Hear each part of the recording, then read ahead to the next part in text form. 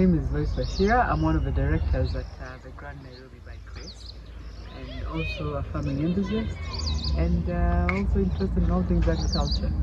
Today we are at the Kambura Primary School. Now, the Kambura Primary School is just a few kilometers, 24 kilometers to be precise, from Nairobi. And the reason why we're here is because we were setting up food towers as well as tree planting.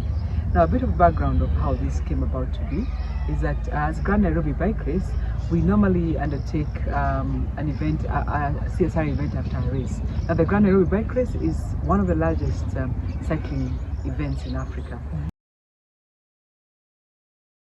So what we realized as an event, that's the Grand Nairobi Bike Race, is that it's important for us to also contribute to the environment. Yes, we are cyclists, but beyond cycling, what else? Of course, cycling is also contributing in terms of reduced emissions, but also there's an environment that we depend on as well. So why not also come into this area in terms of just supporting schools and communities to also embrace some of the solutions that are there in terms of just climate action. In this case, in Kambura Primary School, we are planting trees, and as well we've partnered with Farming Wonder, where they set 20 food towers. And the goal with these food towers is to feed and support the school feeding program. I understand there's a tap to go, but there are some schools that do not have that opportunity for being able, for kids to tap and being able to access a meal. With these 20 food towers, they're able to feed over 800 pupils.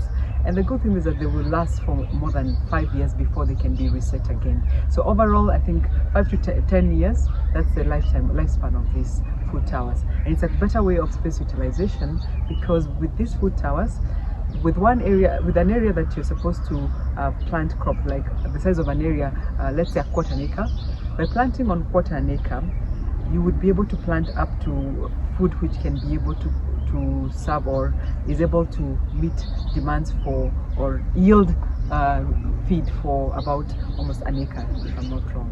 So we see this being as a good way for also the pupils to learn about urban farming and space utilization, because we're at a time and a place where land has become very highly fragmented, and the opportunities when you come to better space utilization are limitless, and up is the best way we can go. The question is, why not? The thing is, the good thing about people is that they're very malleable in terms of how they learn and how they absorb information. We're at a time where there is a lot of information overload, both on the internet and basically from all across board. But we feel like through a school institution, the care that these crops are given is much better in comparison to probably just planting in a forest, just planting trees because it's a rainy season. The World Environmental Day is coming up on 5th June, but we're saying, you know what? Why not? You don't have to wait for 5th June to get stuff done. With water resources and of course the willpower to be able to do what is needed in terms of environmental conservation and preservation as well, then there's no wrong time to start. You can start where you are, do what you can, and use what you have and make it worth the world for the environment. Wonderful. You mentioned this is the 4th year you are doing this. What are you looking forward to this year and next year? Of course, this being the 4th year that we're doing this, the Grand Nairobi Bike Race, as I mentioned earlier, is a race that happens once a year. This year it's scheduled to happen in October, and the plan is, as I earlier mentioned, is that after each race, there's of course a build-up CSR activity, and again, we're also still looking at schools to be able to grow this as well. So public schools, private schools, as long as they have land and they're willing to also take care of whatever we're putting up, because you're saying we cannot do this alone, and it's always better when the community that you're setting this up in embraces it.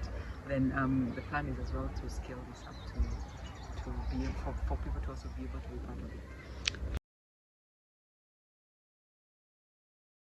I think for me the parting shot for today is that you don't have to have so much to support the community that you live in, or the communities that you thrive through. Yeah? So it doesn't take much. It just takes concerted efforts of people who are like-minded to come together and create amazing platforms and create also amazing solutions that can be able to support and sustain the environment that we highly deplore.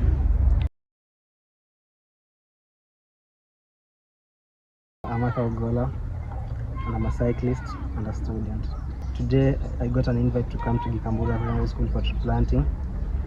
where I learned a lot about trees and also different farming methods such as the ones that are around us today. Important because it's a much simple method of farming. It's modern, increases production and saves in space.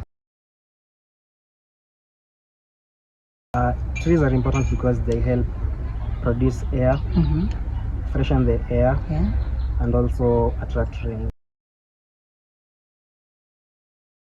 My parting shot today is that everyone should take care of the environment and take it as a personal responsibility to plant and conserve trees.